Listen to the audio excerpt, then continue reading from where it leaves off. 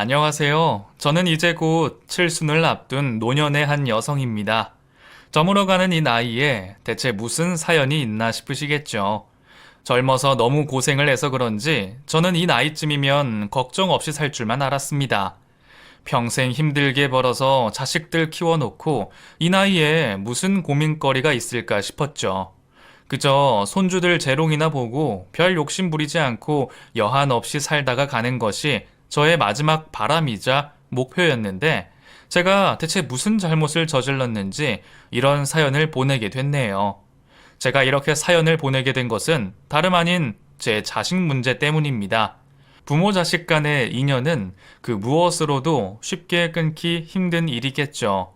그 인연을 괜시리 천륜이라 부르는 것이 아닐 거라 생각합니다. 부모 마음이라는 게 다 그런 것인지 저는 내 배 아파서 낳아놓고도 기르면서 참 아쉬운 것도 미안한 것도 많았어요. 온 힘을 다해서 해주고도 뭐든 더 해주지 못해서 미안한 것이 부모일 텐데 같은 마음일 거라 생각했던 자식 속은 그게 아니었던 모양이네요. 어쩌다 부모 자식 간에 이런 일이 벌어졌는지 다 내가 잘못 키운 탓이다 싶지만 그래도 속상한 마음은 어쩔 수가 없는 모양입니다. 이러다 화병이라도 나겠다 싶어 제가 이렇게 여러분 앞에 속죄를 하게 되네요. 어디서부터 얘기를 해야 할까요? 제가 가정을 꾸리고 자식을 가졌던 그 시절부터 천천히 설명을 해야겠습니다. 제 남편과 저는 서로 연고 없는 시골에서 상경하여 정말 별 고생을 다 하면서 살림을 꾸려왔던 사람들입니다. 그 시절이야 시골에서 농사 말고는 뭐 할 게 있었나요? 그렇다고 농사 지어서 그 많은 가족 다 먹고 살기도 어렵고 시골에서는 돈 만질 기대는 별로 하지를 못하는 것이 사실입니다. 그러다 보니 당시에는 저와 비슷한 젊은이들이 다들 대도시로 향했어요. 가족들 생활비에라도 보태려고 도시로 몰려들었던 그 많은 젊은 청년들이 기억이 납니다. 저와 남편도 그렇게 도시로 일자리를 찾아 모인 그 많은 젊은 청년들 중 하나였습니다. 둘 다 집안의 첫째이다 보니 서로의 책임감과 무게를 익히 알고 있었고 저희는 그런 서로의 처지를 충분히 이해할 수 있었습니다. 그런 덕분인지 서로 이해가 깊었던 저희 두 사람은 금세 사랑에 빠졌죠. 이 나이 먹어서 몇십 년 전 이야기를 하려니 참 쑥스럽기도 하지만 당시에 남편과 저는 가진 것은 없어도 마음만은 넉넉한 그런 행복한 부부였습니다. 결혼식이라고 해봤자 조촐하게 식구들과 둘러앉아 식을 올린 것이 전부였던 탓에 변변한 결혼사진 한 장이 없네요. 남의 집 살이에 세간 살림이라고 해도 한 짐 정도가 전부였던 그저 하루하루 먹고 살기 위해 열심히 노력했던 시절이었습니다.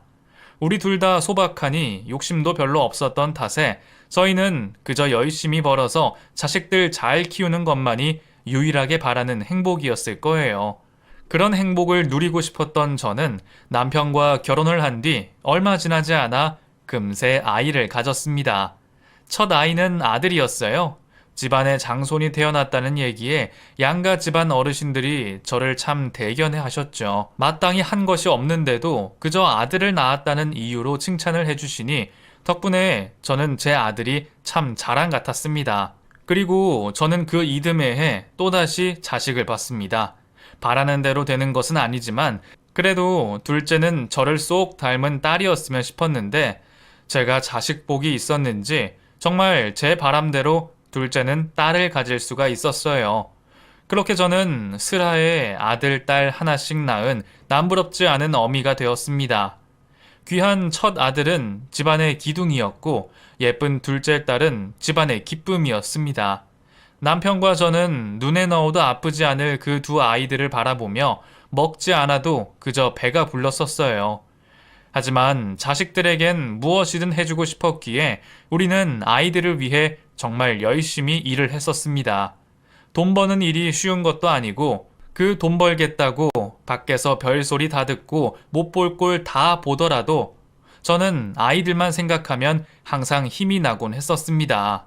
그래서 몇십 년 세월을 속상한 것도 참고 아픈 것도 참으며 그렇게 견디고 살았습니다. 제가 그렇게 키워낸 귀한 자식들이었습니다. 아무리 열심히 살았어도 고만고만한 형편에 내 욕심만큼 다 해주지는 못했지만 그래도 저는 자식들에게만큼은 우리가 해줄 수 있는 한에서는 다 해줬다고 생각했습니다. 하지만 그렇게 해도 늘 미안하고 애틋하기만 하네요. 그 사이 세월이 훌쩍 흘러 내 자식들이 그 시절에 내 나이만큼 자랐네요.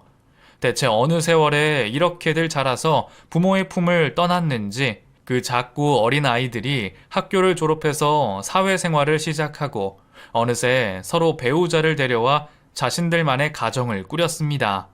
이런 날이 올 거라 늘 생각하고 있었지만 자식들이 부모 품을 떠나가는 일은 부모에게도 결코 쉬운 일은 아닌 듯 싶습니다.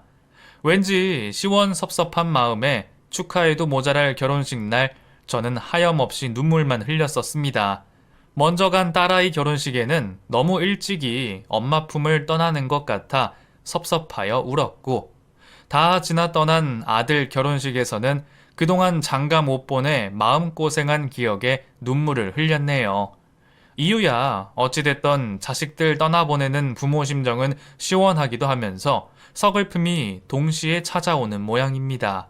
그렇게 큰아이와 작은아이 둘 다 무사히 결혼을 하여 각자 자기 가정을 꾸렸습니다. 자식들 모두 출가시켜 놓고 보니 남편과 저는 그 사이 너무나 늙었더라고요. 우리도 저렇게 서로 만나서 가정을 꾸리고 새 출발을 하던 시절이 있었는데 이제 어느새 노년을 바라보게 됐네요. 그렇게 아이들이 떠난 뒤로 남편과 저는 함께 노년을 준비하기로 했습니다. 그동안 30여 년을 자식들 뒷바라지하며 보냈으니 이제는 자식들 걱정 없이 나이든 부부 간에 서로 행복한 노후를 보내고 싶었죠.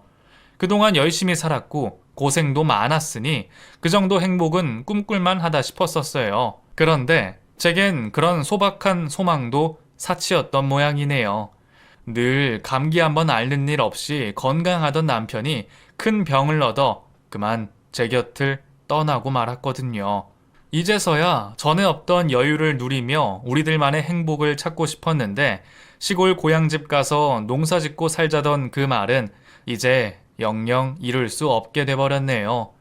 하루아침에 애들 아버지를 떠나보내고 저는 그렇게 다시 혼자가 됐습니다. 딸아이는 내가 걱정되는지 같이 살자는 말도 하였지만 그렇다고 이 나이에 사지 멀쩡해서 자식들에게 얹혀 사는 것도 할 만한 일은 아니라고 생각이 들었습니다. 물론 갑자기 혼자 된 것이 너무 고통스럽고 힘들기는 하였지만 자식들도 모두 제 식구들 챙기기 바쁠 테니 혼자 된 제가 아이들에게 걱정거리가 될 수는 없는 노릇이었어요. 그래서 저는 힘들어도 내색 한번 안 하고 버티고 살았습니다. 우울증인지 뭔지 마음이 답답하고 괴로운 날들도 있었지만 그래도 살아가려니 어찌 사라지는 것이 인생인 듯 싶네요. 애들 앞에서는 자꾸 숨기고 싶고 강한 척 하고 싶었지만 나이가 드니 왠지 내가 더 어린애가 되는 것만 같았네요. 가끔은 정말 모른 채 하고 자식들 집에 얹혀 살고 싶은 생각도 들었으니까요. 그래도 내 나이 아직 60대이고 앞으로 땅에 오래 발붙이고 살려면 내가 알아서 건강 챙기고 잘 살아야겠다는 생각이 들었습니다. 그래서 생전 해본 적 없던 운동도 시작하고 주민센터에 나가서 무료 수업도 들어보고 저 혼자서 다시 삶을 이어가 보려 참 여러모로 노력을 했던 것 같습니다. 그렇게 저는 결국 남편 없이 쓸쓸히 홀로 노년을 준비하게 됐네요. 그래도 자식들 모두 제 앞가림에서 얼마나 다행인가 싶더군요. 어려서부터 뭐든 야무지게 잘 하던 둘째 아이는 직장 생활도 잘 하더니 결혼도 늦지 않게 알아서 잘 가서 벌써 아이들 다 키워놓고 다시 일도 다니고 정말 열심히 살더군요. 물론 우리 큰아들 역시도 좋은 회사 다니면서 한 집안의 가장 노릇을 잘 하고 있었고 말이에요. 사실 우리 아들 같은 경우는 늘 둘째보다 걱정이 되던 아이였습니다. 차별은 아니지만 아들이고 첫째라서 야무지게 잘 할 줄 알았는데 오히려 막내딸애가 더 당차고 똑부러지는 면이 있고 아들은 좀 우유부단한 면이 있었어요. 그래도 학창시절엔 공부밖에 모르고 성실한 아이였는데 그러던 애가 대학에 가서는 갑자기 무슨 음악을 하겠다고 용돈으로 기타며 악기며 사서 지 방에 들이더니 언젠가부터 집에도 늦게 들어오고 일탈을 하는 일들이 많아지더라고요. 고지식했던 애들 아빠는 당연하게도 아들의 그런 변화를 받아들이지 못했고, 너무 달라진 아들은 반대하는 아버지 앞에서 난생 처음 반항도 했었습니다. 제가 중간에서 남편을 설득시켜 보고 아들을 타일러 봐도 소용이 없었습니다. 낙제를 받아서 기껏 들어간 학교까지 잘릴 판인데도 아들은 무슨 생각인지 도통 반항을 멈추지 않았습니다. 그러다 기어이 지 아버지와 싸워 집을 나가버렸고 그 뒤로 영영 돌아오지 않았어요. 그래도 자식 이기는 부모 없다고 남편은 여전히 아들의 학비를 지원했고 저는 부업을 늘려 아들의 생활비를 붙였습니다. 차라리 그때 지 알아서 살게 내버려 뒀어야 하는데 이제 와서 후회가 막심하네요. 그래도 아직 어린 자식을 어떻게 가만히 두고 볼 수 있었겠어요. 다행히 아들은 머지않아 정신을 차리고 학교를 무사히 졸업했습니다. 결국 자기도 현실을 깨달았던 거겠죠. 하지만 그동안 버린 시간은 돌이킬 수가 없었고 덕분에 아들은 뒤늦은 졸업에 쫓겨 30이 다 되어서야 첫 직장을 가지게 됐습니다. 큰애가 그러는 동안 혼자서도 잘 하던 딸아이는 그 사이 회사도 열심히 다녔고 직장 다니면서 벌었던 돈을 차곡차곡 모아서 부모 도움 없이 시집도 잘 갔어요. 하지만 늦은 나이에 취업한 아들은 결혼도 꽤 늦은 편이었습니다. 저희 부부는 두 자식 모두 결혼시켜놓고 남편 고향에 내려가 새 출발을 하려 했었지만 아들의 결혼이 늦어지면서 저희의 계획도 미뤄질 수밖에 없었습니다. 그러는 사이 우리도 나이 먹었고 아들도 나이를 먹었고요. 아들은 30 중반이 넘도록 결혼할 생각이 별로 없어 보이더니 어느 날 아주 갑작스럽게 결혼할 여자를 데려왔습니다. 누군가를 데려왔다는 소식에 기쁘기는 했지만 혼전 임신이라는 얘기에는 좋아할 수만은 없었어요. 그래도 남의 귀한 딸 임신시켜서 반대할 수도 없는 거고 저희는 군말 없이 허락하는 수밖에 없었습니다. 덕분에 뭘 재고 따지고 할 것도 없이 서둘러 아이들 결혼을 시켰죠. 배부르기 전에 결혼시키려다 보니 빼먹은 것도 많고 건너뛴 것도 참 많네요. 게다가 지 혼자 결혼 준비 다 했던 딸아이와 달리 큰애는 모아둔 돈이 별로 없다며 저희에게 도움을 바랬었습니다. 애 키우려면 집은 있어야겠으니 어쩌겠어요. 우리가 많이 도와줄 수 있는 형편도 아니었는데 결국 전 재산을 털어주다시피 해서 아들 집을 도와줬습니다. 사정이 그렇게 되는 바람에 제가 딸아이에게 참 많이 미안했어요. 자기 결혼할 때는 냉장고 하나 사주고 오빠 결혼할 때는 집 살 돈 해줬다고 얼마나 속이 상했겠습니까? 그런데 우리 딸애는 기분 나쁜 내색 한번 안 하더라고요. 솔직히 저는 딸아이에게 미안하고 고마운 것이 참 많았습니다. 어찌 보면 연년생이라 두 아이를 같이 키우는 바람에 그만큼 막내 대우를 못해줬던 것 같기도 하고 알아서 잘하는 모습을 보며 은근히 믿고 맡겼던 것 같네요. 해준 것 없이도 알아서 잘 사는 딸아이만큼 큰애도 알아서 잘 살았으면 얼마나 좋았을까요? 그런데 이번에는 며느리가 문제더라고요. 사고 쳐서 임신한 탓에 애정이 없이 회사를 관두게 됐던 며느리는 갓난아이 낳아두고 일을 나가겠다며 제게 육아를 부탁했었습니다. 하지만 저도 그때는 남편이 아파서 도와줄 만한 상황이 아니었어요. 남편 때문에 못 도와주겠다 했는데도 몇 번이고 찾아와서는 애걸복걸을 하더라고요. 어머니, 저희 사정 아시잖아요. 제가 같이 벌어야 지호 아빠도 숨통이 트이죠. 어머니가 저희 조금만 도와주세요. 네? 아유, 나도 사정이 있잖니. 내가 지금 혼자 노는 것도 아니고 네 시아버지 저러고 있는데 내가 어떻게 애까지 돌보겠어. 자꾸 부탁하는 며느리에게 저는 미안한 마음만 깊어졌습니다. 사실 며느리는 일찍 부모를 잃어 친정이 없는 탓에 저 말고는 어디 부탁할 곳도 없어 보였어요. 그런데 시어머니에게 아쉬운 소리하며 사정하는 그 속도 얼마나 불편했겠어요. 그래도 저도 쉽지는 않았지만 손자를 돌봐주기로 했습니다. 그런데 그렇게 힘들여 도와주고도 결국 좋은 소리는 못 들었어요. 애한테 무슨 일이 생기면 무조건 내 잘못이라고 하는 바람에 억울했던 적도 많고 괜히 미안하고 죄스러웠던 적도 한두 번이 아니었습니다. 어머니, 애가 어제 밤새 설사를 하던데 대체 뭘 먹이신 거예요? 혹시 귀찮다고 찬우유 먹이신 거 아니에요? 뭐 잘못 먹이신 거 없으세요?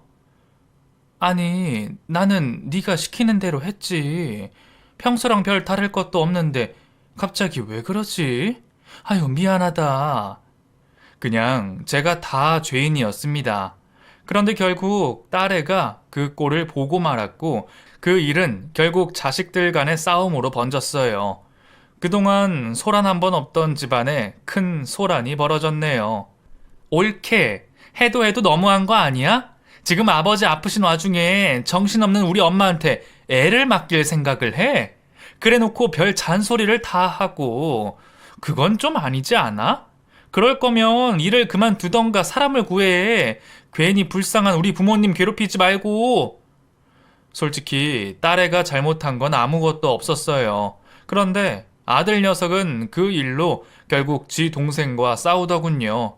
너도 자식 키워봤으면 알 텐데 왜 다들 괜히 불쌍한지 와이프만 괴롭히냐고 말이죠. 그 말 듣고 딸아이는 더 화가 나서 난리를 쳤고 덕분에 아이 봐주는 일은 지들 알아서 하기로 하고 갔네요. 그 상황에 저도 참 당황스럽고 내가 더 참고 잘했어야 하는데 이를 키웠구나 싶어서 괜히 자식들한테 미안했습니다. 결국 아이 맡길 곳 없던 며느리는 일을 관두고 집에서 아이를 키우게 됐고 저는 그 뒤로 남편을 챙기다가 결국 남편을 떠나보내야 했었죠. 남편이 죽은 뒤에 며느리는 이때다 싶어 하며 제게 아이를 돌봐달라 말했습니다. 그런데 그때는 제가 알아서 거절했어요. 그땐 손자고 자식이고 제가 힘들어서 죽을 것 같았거든요. 남편 돌보느라 심신이 지쳤던 저는 뭔가 느끼고 누굴 챙길 새가 없었어요. 그런 제게 며느리는 너무하다며 우는 소리를 했습니다. 먹고 사는 게 힘들다. 남편 혼자 벌어서 못 산다며 자기 아이 봐주지 않는 저를 무정한 할머니라 하더니 그러던 며느리는 그 사이 둘째를 낳았네요.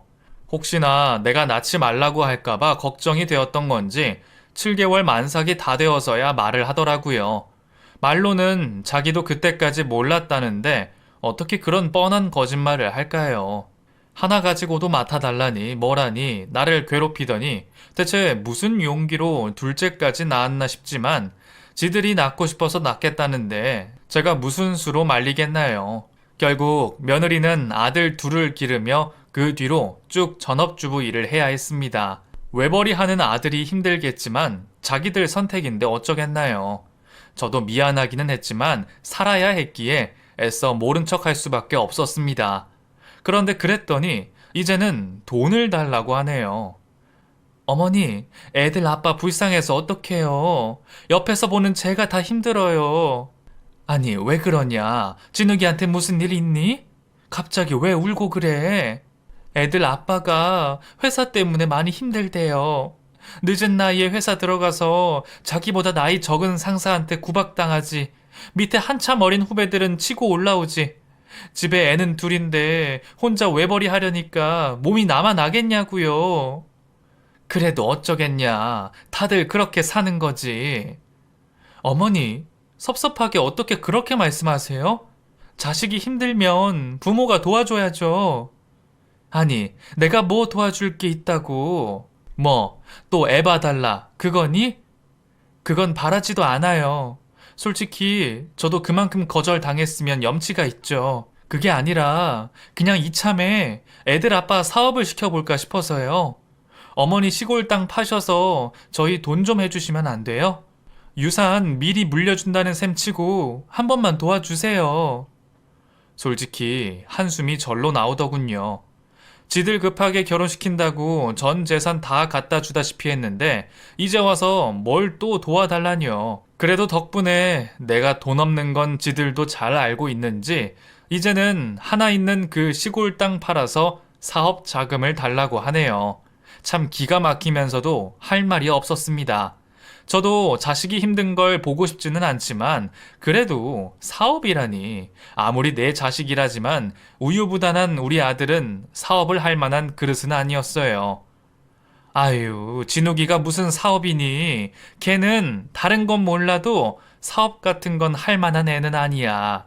너도 살아봤으니 걔 성격 어떤지 알면서 그러니. 그러다가 정말 잘못되면 그때는 내가 너 도와줄 수도 없고 그 나이에 취업하기도 어렵고 안 된다. 애들 생각해서라도 회사에 끝까지 붙어 있는 게 맞는 것 같아. 회사야 다들 어렵고 힘든 건데 그럴 때 네가 진욱이한테 힘이 되어줘야지.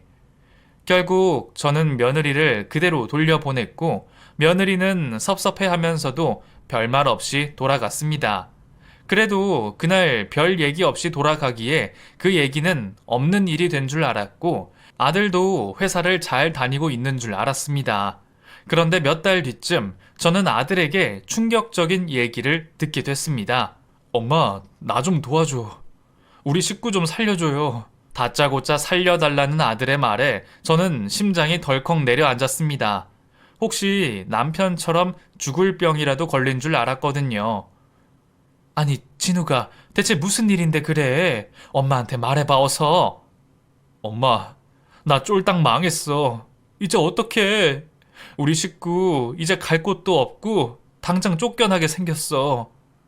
글쎄, 내가 사업은 안 된다고 그렇게 말을 했는데도 애들이 기어이 일을 벌렸답니다. 학교 다니면서도 아르바이트 한번 해본 적 없는 아들 녀석이 무슨 사업을 한다고 일을 벌인 건지 잘 다니던 회사는 진작에 때려치고 나왔고 집을 담보로 대출을 받아다가 사업을 벌였다네요. 근데 해본 적 없는 일이 어떻게 잘 될 리가 있겠어요. 대체 무슨 사업을 한 건지 시작하자마자 쫄딱 망하고 집까지 넘어가는 바람에 당장에 오갈 곳이 없게 됐다는 거예요. 엄마, 나는 그렇다 쳐도 우리 애들은 어떡해요? 우리 애들이라도 좀 도와줘요, 엄마. 당장 갈 곳이 없다는데 어쩌겠나요? 게다가 우리 아들이 사고를 쳐서 그 사단이 벌어졌다는데 저는 며느리와 어린 손자들에게 너무 미안했습니다. 사실 며느리 볼 면목이 없었죠. 결국 그 뒤로 아들 식구들은 저희 집으로 들어와 살게 됐어요. 그때까지도 저는 딸아이에게 그 상황을 말하지를 못했어요. 딸이 알게 된다면 난리가 날 것이 불보듯 뻔한데 아들이나 딸이나 서로를 위해서라도 당분간은 숨기는 게 맞다는 생각을 했습니다. 딸아이는 집에 오지 못하게 하는 저를 이상하게 생각했지만 저는 여기저기 나다니느라 바쁘다는 핑계로 딸아이에게 비밀을 만들었네요. 오갈 곳 없다니 받아주기는 했습니다만 당장 일도 그만두고 돈 한 푼 없다는 아들이 참 걱정스러웠습니다. 그래도 가장이라면 그런 순간 금방 다시 일어설 수 있을 거라 생각했습니다. 하지만 취업을 알아보던 일용직 일자리라도 알아볼 거라 생각했던 아들은 웬일인지 집 밖을 나가지도 않고 방 안에 틀어박혀 꼼짝을 안 했어요. 저는 그 이유를 나중에서야 알았어요. 아들은 사업 실패와 그 상황이 견디기가 힘들었던 건지 공황장애와 우울증이 생겼다며 당장 일상생활이 힘들다는 얘기를 했습니다. 약을 먹지 않으면 잠을 못 자겠다며 괴로워하는 것을 보니 제가 거기다가 뭐라고 할 수가 없더라고요. 그렇다고 어린애 둘을 기르는 며느리가 나가서 일을 할 만한 상황도 아니고 그러겠다는 말도 하지 않더라고요. 결국 어쩌다 보니 제가 아들 식구들이 생계를 책임져야 하는 상황이 되고 말았습니다. 그동안은 연금 나오는 것 받아서 혼자 넉넉히 지냈는데 이제 먹여야 할 입이 넷이 늘어버리니 그것으로는 도저히 생활을 꾸려갈 수가 없었네요. 게다가 먹기는 얼마나 먹고 여기저기 돈 나갈 일은 얼마나 많은지 그걸 다 저한테 바라는 며느리를 보면서도 저는 내 아들 탓이라 미안한 마음에 거절할 이유도 찾지를 못했습니다. 그래서 저는 가족들 생활비를 벌기 위해 나가서 일을 구해야 했습니다. 그것도 애들한테 걱정시킬까 싶어서 몰래 말이에요. 사실 그 나이에 일을 하는 것도 힘들지만 일자리를 구하는 것도 쉽지가 않았습니다. 내일 모레 칠순잔치 할 노인한테 누가 쉽게 일자리를 주겠어요. 여기저기 다녀보고 면도 많이 구겨봤지만 다들 저를 짠하게만 볼 뿐 일 구하는 것은 쉽지가 않았습니다. 그래도 정말 운이 좋게 청소 업체에서 일을 할 수 있었고 저는 그렇게 출장 청소 일을 하게 됐습니다. 요즘에는 도우미라고 한다는데 사실 하는 일은 옛날에 해봤던 파출부 일이나 다름이 없었어요. 그래도 예전에 비하면 별로 어려울 것도 없었고 내가 할 수 있는 일이 있다는 게 참 감사했습니다. 저는 돈 한 푼 없을 아들 내외를 위해 그렇게 열심히 일해서 돈을 벌었습니다. 몸살을 해가며 고생을 해서 겨우 200만 원 돈이었지만 그래도 애들한테는 큰 도움이 될 거라 생각했죠. 아들이 엄마를 봐서라도 다시 힘을 내서 일어섰으면 싶었고 며느리한테도 조금이나마 도움이 되기를 바랬습니다. 그렇게 매달 일을 나가면서 돈을 쥐어줬더니 애들은 내가 그 돈이 어디서 났는지 궁금해하지도 않았습니다. 그래서 그런지 그 소리를 또 하더라고요. 어머니, 매달 조금씩 이렇게 주지 마시고 차라리 시골 땅 팔아서 도와주세요. 저희 언제까지 어머니 집에 얹혀서 이렇게 살아요. 솔직히 어머니도 저희랑 지내는 거 불편하지 않으세요? 저희가 다시 일어서야 어머니도 마음 편하시잖아요. 아유, 그렇다고 그 땅을 어떻게 건드리니? 애초에 그 땅은 팔 생각도 없고 니들 몫도 아니다. 자식이 둘인데 니들한테 달라는 얘기냐? 어머니, 아가씨는 살만하잖아요. 차라리 지금 아들 도와주셔서 아들 덕 보시는 게 낫지 않으시겠어요? 이번에는 남편이 경험이 모자라서 일이 이렇게 되었지만 다음번에는 잘 할 거예요. 애들 아빠 머리 좋은 거 아시잖아요. 솔직히 저번에도 어머니가 도와주셨으면 이런 일 없었을 텐데. 며느리가 아무리 섭섭하니 속상하니 말을 해도 저는 시골 땅을 건드릴 생각은 없었습니다. 애초에 내가 4살 깎아 먹으면서 나가서 돈 벌어서 도와주는 건 다 이유가 있었어요. 그 땅은 우리 남편의 마지막 유산인데 그걸 어떻게 아들에게 홀랑 줄 수가 있겠어요. 주더라도 자식 둘에게 공평히 나눠야 맞는 얘기죠. 그래서 내가 우리 집 딸을 생각해서라도 그건 안 되겠다 얘기를 했더니 왜 매번 그렇게 딸만 챙기냐면서 또 섭섭하다는 소리를 하는 겁니다. 나는 그동안 나한테 뭐 해준 것 없어도 섭섭하다는 소리 한 번 안 했는데 애들은 왜 맨날 나한테 섭섭하기만 하는지 모르겠네요. 그래도 어쩌겠나요? 자식 잘못 둔 내 팔자다 싶어서 그렇게 참았습니다. 하지만 참아야 하는 것은 그것 말고도 많았습니다. 여태 혼자가 익숙해졌는데 이제 와서 아들 식구들이랑 한 집 살려니 저는 편했겠나요. 게다가 며느리랑 살림을 공유하려니 이것저것 안 맞는 것도 많고 툴툴거리는 며느리 때문에 저도 이래저래 스트레스가 많았습니다. 그렇게 알게 모르게 스트레스가 쌓였던 건지 저는 언젠가부터 자꾸 환청을 듣고 건망증도 점점 심해지는 듯 했어요. 예, 내가 여기 놔둔 내 팔찌 못 봤니? 내가 분명히 여기 놔뒀는데 말이야. 혹시 애들이 만진 건 아니니? 어머니, 애들은 지금 자고 있어요. 어머니가 잘못 기억하시는 거 아니에요? 저번에도 그러시더니 요즘 자주 깜빡하세요. 아유, 그런가 봐. 내가 요즘 정신이 없나 보다. 나이가 있어서 그런지 신경 쓸 게 많아서 그런지 언젠가부터 크고 작은 물건들이 없어지고 엉뚱한 곳에 있는 일이 많아졌습니다. 그리고 애들은 못 들었다는데 저만 이상한 소리를 듣기도 하고 밤중에 자꾸만 잠을 깨우는 이상한 소리들이 들리기 시작했어요. 제가 그런 얘기를 꺼내면 병원에 가보자고 하는 탓에 말도 꺼내지 못하고 혼자 소가리만 하고 있었죠. 이러다 정말 내가 치매라도 오는 건가 너무 무섭더라고요. 그렇다고 혼자 병원을 가려니 무섭고 스트레스 때문일 거라 생각하며 혼자서 정신을 바짝 차리려 노력을 하며 지냈습니다. 그래도 우리 집에서 나 혼자 그러면 모르겠지만 괜히 남의 집 가서 일해주다가 실수라도 하면 어쩌나 싶어서 더 긴장이 되더라고요. 그렇게 매일 불안에 떨던 저는 여느 때처럼 일을 나가게 됐습니다. 사실 제 상태가 좋지 않아서 걱정이 많았지만 한푼이 아쉬운 상황에 집에 있을 수가 없었어요. 결국 저는 평소처럼 도구를 챙겨서 고객님 집으로 방문을 했습니다. 나이보다 젊어 보이려 화장도 곱게 하고 회사에서 주는 유니폼 차려입고 고객님 집으로 도착했죠. 비싸 보이는 큰 집에서 우리 며느리 또래로 보이는 여자가 나왔는데 이상하게 얼굴이 낯이 익은 거예요. 제가 눈썰미도 좋은 편이라 한번 본 얼굴도 곧잘 기억을 하는 편인데 가물가물한 기억에 저는 혹시 또 내 기억에 문제가 생겼나 싶은 겁니다. 그런데 집으로 들어가서야 누군지 기억이 나더군요. 사실 그 여자 얼굴은 제가 사진으로 참 많이 봤던 얼굴이었습니다. 우리 며느리가 심심할 때마다 보여주면서 부잣집 사모님 친구라며 그렇게 자랑을 했었거든요. 자기 제일로 친한 친구인데 부자 시댁 만나서 얼마나 호강하고 사는지 모른다고 그 친구 사는 모습을 매일같이 보여주곤 했었죠.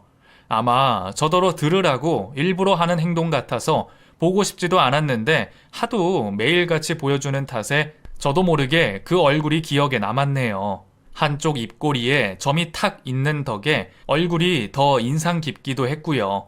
그런데 그 며느리 친구 집이라니 저는 괜히 불편한 겁니다. 며느리 말대로 자기 친구는 부자 시댁 만나서 이런 좋은 집 살면서 사람 부리면서 사는데 우리 며느리는 시댁 잘못 만나서 누려보는 것도 없다니 좀 그렇더라고요. 심지어 남편이 사업 말아먹고 그 지경인데 그런 중에 자기 시어머니가 자기 친구 집 청소하러 갔다는 걸 알면 우리 며느리 면이 어떨까 싶었습니다. 내 면은 둘째치고 며느리 체면이 더 걱정이었죠. 그래서 저는 괜한 일이라도 만들까 싶어서 제 정체를 숨기고 조심히 일을 시작했습니다. 그래도 다행인 건 며느리 친구가 바빠서 저한테 관심이 없는 게 다행이었어요. 그렇게 열심히 일을 하는 와중에 거실에서 며느리 친구가 누구와 통화를 하더군요. 스피커폰인지 상대쪽 소리도 잘 들리는데 왠지 목소리가 익숙한 겁니다. 그 친구가 부르는 이름을 들으니 우리 며느리랑 통화를 하는 게 확실했어요. 하필 또 왜 내가 있을 때 둘이 통화를 하는 건지 저는 혹시라도 내 정체를 알아차릴까 참 조마조마했습니다. 그런데 그 친구도 설마 시엄마가 자기 집에 와서 일할 줄은 몰랐던 건지 별 생각 없이 며느리와 통화를 나누더라고요. 저도 평소 같으면 고객님들이 무슨 얘기를 하던 일부러 귀를 닫고는 했는데 알아서 그런지 저도 모르게 자꾸만 귀가 열리는 겁니다. 그런데 그 통화 내용이 뭔가 심상치가 않아 보였습니다. 어머, 그래서 너 지금 너희 시댁에 들어가 있는 거야? 그래, 벌써 몇 달 됐어. 아, 내 팔자가 이게 뭔지. 너는 좋은 시댁 만나서 그러고 사는데 나는 이러고 산다. 언제는 앞으로 팔자 필 거라면서 좋아하더니 왜 계획대로 안 돼? 그러니까 내가 이 집에 들어왔지. 아니, 시엄마 만만한 줄 알았더니 은근히 고집이 세. 아들 하나 살려달라 그러는데도 눈 하나 깜짝 안 하고 절대로 돈 못 보낸다고 배짱이라니까? 진짜 엄마 맞나 싶어. 그 집 동생도 있다며. 그래서 그러는 거 아니야?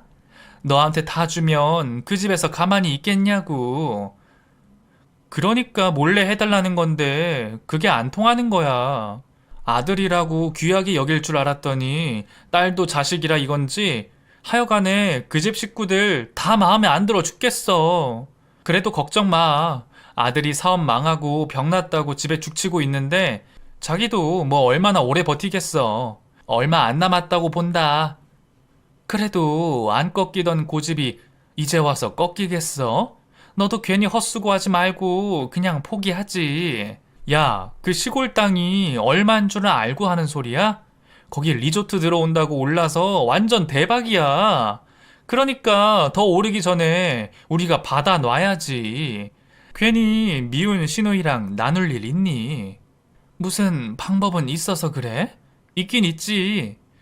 처음엔 불쌍한 척 하면서 알아서 주게 할 생각이었는데 뭐 그게 안 통하면 아예 병원으로 보내버릴까 싶기도 해. 그래서 요즘 일부러 물건도 여기저기 없애고 막 이상한 소리 내거든. 환청인 것처럼.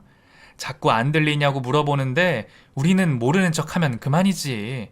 그래서 요즘 자기 치매인가 싶어서 아주 환장해. 진짜? 야, 그러다가 들키는 거 아니야? 녹음이라도 하면 어쩌게? 진짜로 니네 시엄마한테 들키면 어쩌려고? 들키면 끝장이지. 근데 어떻게 들키냐? 아들이랑 며느리랑 입을 맞추는데 절대 몰라. 그리고 녹음도 할 줄 모를걸? 걱정 안 해도 돼. 며느리와 그 친구의 통화 내용은 정말 충격적이었습니다. 그 대화를 모르는 척 듣고 있던 저는 하마터면 그 자리에 주저앉을 뻔했어요. 알고 보니 그동안 제가 겪었던 건망증과 환청들이 모두 아들과 며느리가 꾸민 일이었습니다. 내가 뭔가 이상하다 할 때마다 아들과 며느리는 합심해서 저를 걱정하더니 그게 다 이것들이 짜고 버린 일이었어요. 내가 미쳐버리게 하던가 미친 것 같이 만들어서 보내버리던가 그러려던 모양이었습니다. 하지만 더 충격적인 일은 거기서 끝이 아니었습니다. 내가 그동안 며느리에게 아무 말 못했던 것은 다 내 아들 탓이라는 죄책감 때문이었는데 알고 보니 집을 말아먹은 것은 아들이 아닌 며느리였더라고요. 무슨 잘못된 투자에 빠져서 집까지 홀랑 날려먹은 바람에 우리 아들이 며느리 감싼다고 자기 탓이라며 내 도움을 바라고 온 겁니다. 사실 그것도 모르고 여태 며느리한테 아무 말 못하고 돈까지 갖다 줬는데 말이에요. 여자의 정신이 나간 아들놈은 지 엄마 등쳐먹을 생각으로 지 마누라랑 합을 맞췄네요. 아들 식구들 살려보겠다고 험한 일 마다 안고 다녔던 저는 하필 그 자리에서 아들 며느리의 계략을 알아버렸습니다. 그리고 믿었던 아들에 대한 배신과 인간 같지 않은 그 며느리라는 아이에 대한 분노에 치가 떨려왔습니다. 제가 그날 그 얘기를 듣지 않았으면 대체 무슨 일이 벌어졌을지 상상하고 싶지 않네요. 하지만 하늘의 도움인지 모든 진실을 알게 된 저는 그제서야 정신이 바짝 들었습니다. 그리고 그동안 딸에게 숨겨왔던 비밀을 그날의 진실과 함께 모두 털어놨죠. 옳게 그 여자 그럴 줄 알았어. 돈 할 때부터 이상하다고 했지? 그래서 내가 오빠랑 너무 가깝게 지내지 말라고 했잖아. 오빠 결혼하고부터 이상하다고. 그래, 네 말이 다 맞다. 그래도 내가 어떻게 애들이 길바닥에 나앉게 됐다는데 모른 척 하겠니? 그래, 엄마 마음은 알아. 근데 그래도 엄마 그 나이에 이게 무슨 고생이야. 차라리 나한테 얘기를 하지 그랬어. 속상해하는 딸의 모습을 보며 저는 차마 그 얼굴을 볼 낯이 없었습니다. 아들, 딸 둘 다 부족함 없이 잘 해주고 싶었는데 왜 그렇게 늘 모자란 자식에게 손이 갔는지 모르겠어요. 그래서 더더욱 알아서 잘 커준 딸에게 미안함이 많았습니다. 그리고 늘 이렇게 내가 아쉬울 때는 딸의 도움을 받게 되네요. 염치가 없지만 이제 자식은 딸아이 하나뿐이란 생각에 저는 결국 딸아이의 손을 빌릴 수밖에 없었습니다. 딸아이는 그날로 저희 집으로 들어가 지 오빠와 올케를 쫓아내 버렸습니다. 물론 아들놈도 순순히 가만히 있지는 않더군요. 너 지금 뭐 하는 거야? 네가 뭔데 우리더러 나가래 말해 하냐? 너는 동생이 돼서 네 오빠랑 조카들이 불쌍하지도 않아? 엄마랑 우리 사이의 일을 왜 네가 들쑤셔? 다 알고 봤는데도 어쩜 그렇게 뻔뻔해? 오빠, 내가 너를 오빠로 가족으로 생각한 건 결혼 전까지였어. 내가 너 결혼한다고 했을 때도 분명히 말했지. 사고 쳐서 자기 가정 꾸렸으면 알아서 책임지고 괜히 부모님한테 걱정시키지 말라고. 나도 봐주는 건 여기까지야. 당장 안 나가면 주거 침입으로 신고할 거니까 빨리 나가! 딸아이가 난리치는 통에 결국 아들 내외가 집을 나가기는 했지만 일은 거기서 끝이 아니었습니다. 딸아이는 벼랑 끝에 몰린 아들놈이 분명 가만히 있지 않을 거라며 법적인 문제를 위해서 저의 성년 후견인을 자처하기로 했습니다. 엄마, 올케랑 오빠가 엄마 정신 이상하다면서 몰아갈지도 몰라. 그러면 엄마 의사 없이도 엄마 재산 처리해버릴 수도 있어. 그러니까 내가 엄마 후견인이 돼서 엄마 재산을 지켜야 해. 엄마, 나는 믿지? 내가 엄마 끝까지 지켜줄게. 나는 시골 땅이고 돈이고 없어도 돼. 나한테 하나도 안 줘도 되니까 엄마는 엄마 거 지켜. 그렇게 저는 제 딸을 성년 후견인으로 지정하고 시골 땅의 명의를 딸에게 넘겼습니다. 애초에 자식들에게 주려던 땅이었으니 이제 유일한 제 자식인 딸에게 주는 것이 맞겠죠. 그런데 아니나 다를까 아들놈이 그 소식을 듣고 난리가 난 겁니다. 저와 딸을 고소하겠다면서 집까지 찾아와 행패를 부렸어요. 지 애미도 못 알아보고 지 마누라 말만 듣고 패악을 부리는 아들을 보며 저는 인생을 헛살았다는 후회가 들었습니다. 결국 저희는 긴 소송을 시작했어요. 소송이 쉬운 것도 아니고 돈도 시간도 많이 들었기에 제가 하기에는 역부족이었습니다. 그럴 때 딸이 있어서 얼마나 다행이었는지 몰라요. 딸아이는 자기 사비를 털어서 변호사를 구해 저를 도왔습니다. 그렇게 딸아이는 지 오빠랑 싸우면서 끝까지 저를 지켜줬고 애미를 정신병원에 보내고 재산을 차지하려는 오빠와 올케로부터 엄마를 지켜냈습니다. 제가 그날 며느리가 친구와 통화하던 내용을 녹음해뒀던 게 나름 도움이 됐네요. 녹음하는 것도 다 딸아이가 가르쳐줬던 거였는데 이번에도 딸 덕분이다 싶어요. 결국 소송은 저희가 이겼어요. 소송은 무사히 끝났고 앞으로 아들과 볼 일은 없게 됐지만 그래도 부모인 제 속은 참담한 심정입니다. 딸은 속상해하는 제게 앞으로 자기가 오빠 목까지 잘하겠다고 저를 달래줬지만 저는 제 손으로 천륜을 끄는 사실과 자식을 잘못 키웠다는 죄책감에 하루하루 힘이 드네요. 딸에게도 그런 꼴을 보여서 미안하고요. 그래도 목숨은 건져서 다행이라 해야 할지 그런 생각이 드는군요. 그래서 저는 앞으로는 제 남은 목숨 딸에게 못해준 것 해주면서 살고 싶은 마음입니다. 앞으로 제가 얼마나 더 살아갈지는 모르겠지만 저는 앞으로 제 자식은 하나다 생각하고 살려고요. 혹시 저같이 안타까운 사연을 가지신 분이 어디 또 계실지 모르지만 저도 이렇게 사는 것을 보시며 여러분도 힘을 내시기를 바랍니다.